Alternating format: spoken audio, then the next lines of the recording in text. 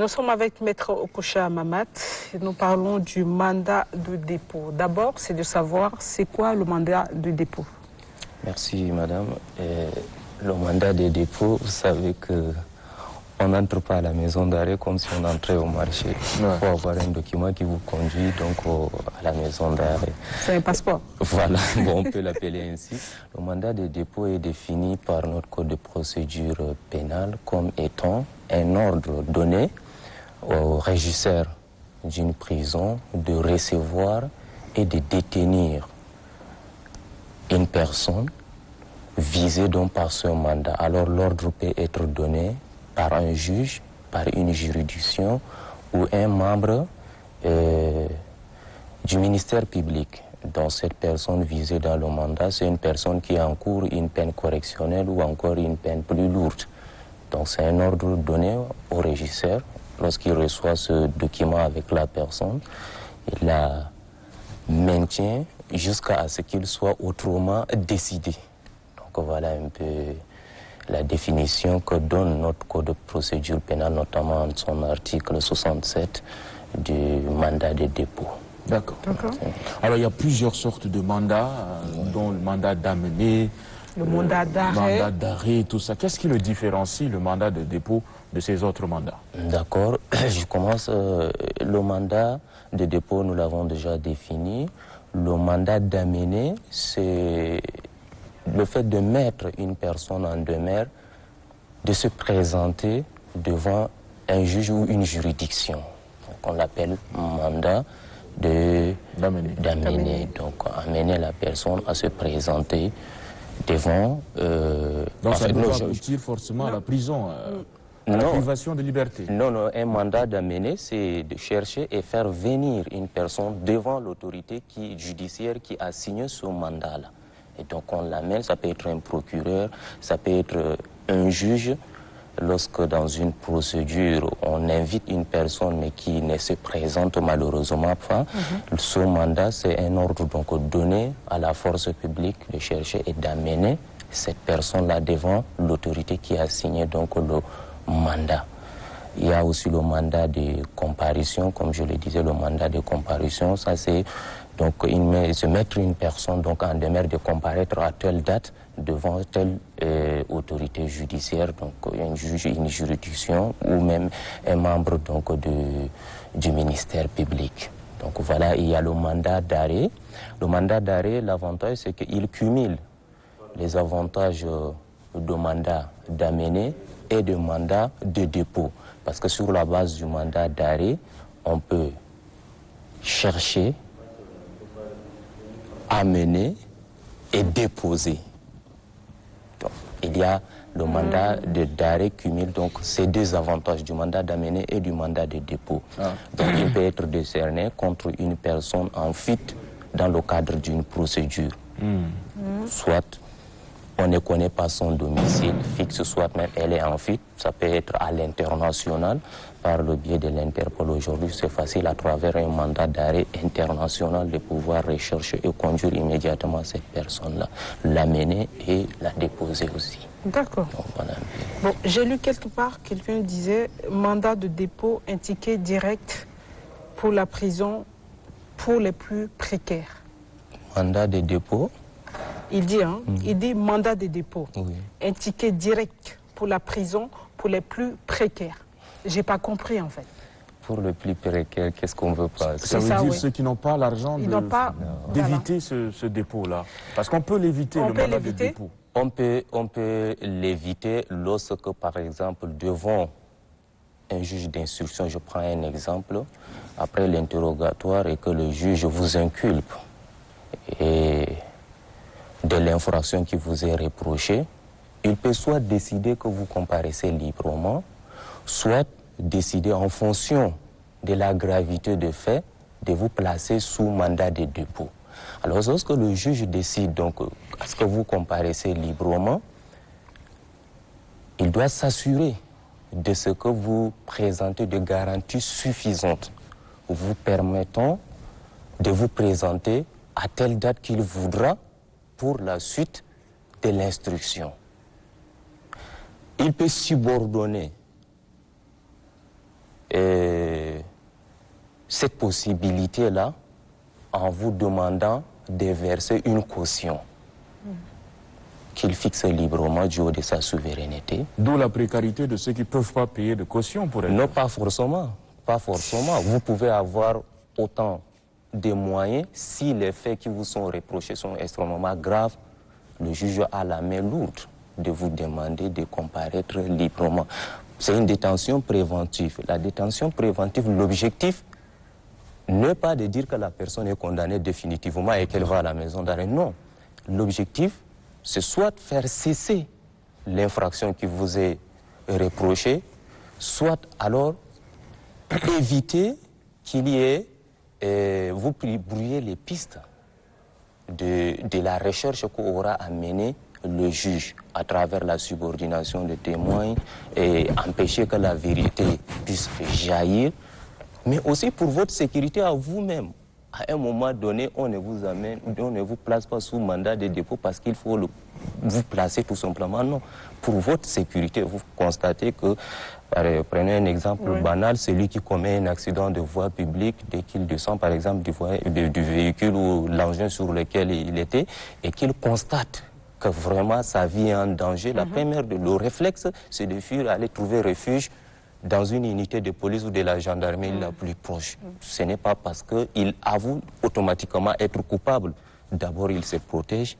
Ensuite, maintenant, lorsque les enquêtes seront faites, on déterminera s'il est effectivement coupable ou pas. Donc, dire que mandat de dépôt, un titre précaire pour ceux qui... Non, moi, je ne pense pas. Je ne pense pas. Il faut l'étudier à millimètre près. D'accord. Alors, comment on évite le mandat de dépôt finalement, à part les cautions qu'on peut payer? Est-ce qu'il y a des documents administratifs qui peuvent offrir la possibilité d'éviter le mandat de dépôt? Possibilité d'éviter le mandat de dépôt, je disais comme c'est chez le juge d'instruction, et ça dépend de la souveraineté de ce juge. Le juge, vous savez, il est souverain et il décide. Donc, du haut de cette souveraineté-là, s'il peut vous placer sur... Mais dans la pratique, c'est difficile ce que nous rencontrons et ça va toujours été notre combat, nous avocats qui venons défendre nos clients devant les juges d'instruction. À la première comparution, Monsieur le Président, permettez, confiez-nous de manière à ce qu'ils puissent comparaître libres. Mais c'est très difficile dans la plus grande partie. Dans la plus grande partie des cas, oui, on les dépose. Maintenant, plus tard, une autre possibilité, vous pouvez déposer une demande de mise en liberté provisoire. Et si le juge l'accepte, ça vous permettra donc de tirer le client, ne serait-ce que provisoirement, qu'il puisse avoir sa liberté et comparaître libre pour la suite de la procédure.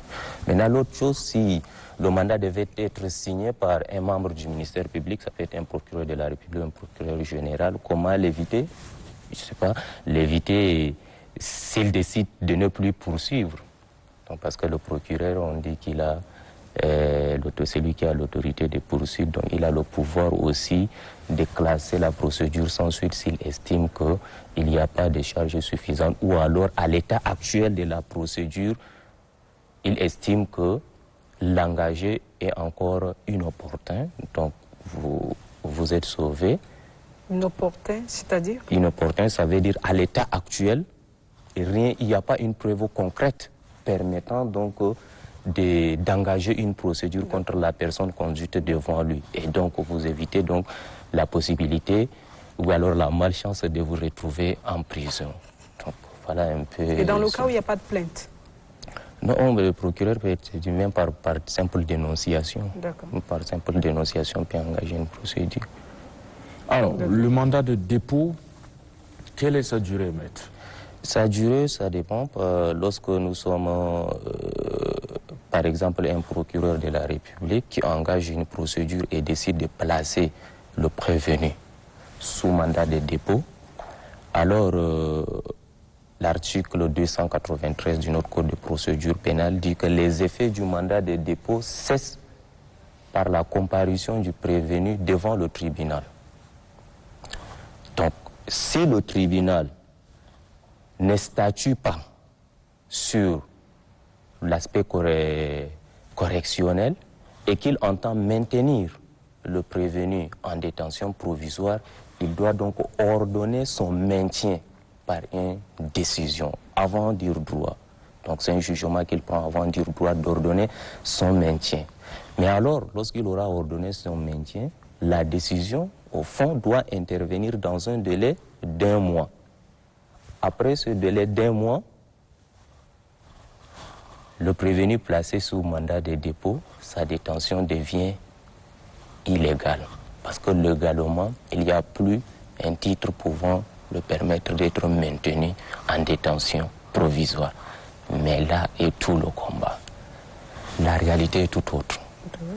Prenez tout simplement le nombre des rôles inscrits aux audiences correctionnelles, par exemple au tribunal des grandes instances de N'Djamena simplement. Vous pouvez avoir des gens qui ont tapé 6 mois sans être présentés. À compter de la date de leur dépôt, ils n'ont qu'à taper 6 mois sans être présentés devant le juge. En ce moment, vous venez, vous pouvez demander devant le juge qu'il soit mis d'office en liberté. Ou alors, si le tribunal ne siège pas, parce que c'est ce qui cause beaucoup de problèmes, c'est aussi ça, hein, les grèves et autres, la situation, oui, les situations que nous connaissons. Du coup, si vous avez la possibilité de saisir la chambre d'accusation, pour ce qui est donc du juge d'instruction, je reviendrai là-dessus tout à l'heure, il peut constater la détention illégale et ordonner la mise en liberté d'office. Donc voilà ce que les textes disent, mais voilà la réalité qui est tout autre. Alors au-delà de ces réalités-là, dans quel cas le mandat de dépôt peut aller jusqu'à 3 à 4 ans? Parce que ça existe dans les textes. 3 à 4 ans, c'est impossible. En matière de délit, lorsque nous sommes devant le juge d'instruction, la loi donne la possibilité au juge d'instruction, en ce qui concerne les délits, d'instruire pendant au moins 6 mois. En matière criminelle, jusqu'à 1 année. Maintenant, en matière de délit, si l'enquête n'est pas bouclée il peut renouveler la période de détention provisoire là, 1 fois 6 mois. D'accord. En matière criminelle, 2 fois 6 mois. Donc vous voyez, en tout, en matière criminelle, c'est 2 ans. En tout, en matière délictuelle, c'est 1 année. Donc, lorsque le juge d'instruction, au bout donc de ces 2 fois 6 mois en matière délictuelle, il n'arrive pas à clôturer le dossier, à rendre une ordonnance, soit au renvoi devant le tribunal correctionnel pour y être jugé, soit de transmission des pièces devant le procureur général. Là, on est en train d'aller vers la cour criminelle.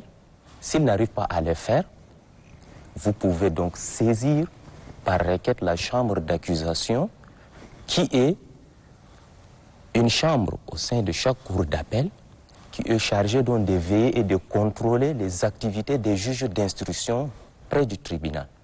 Donc, d'office, la chambre d'accusation peut ordonner la mise en liberté de la personne poursuivie si elle n'est détenue pour une autre cause. D'accord. Voilà. Alors l'objectif de cette rubrique pardon, Inch'Allah, je m'excuse, dans cette émission-là, l'ICOU, c'est d'outiller nos téléspectateurs de connaissances juridiques pour qu'ils n'ignorent pas la loi. Alors, quand on prend un mandat comme ça de dépôt, qu'est-ce qu'on y met pour que ça soit légal, pour qu'on y réponde? On écrit quoi?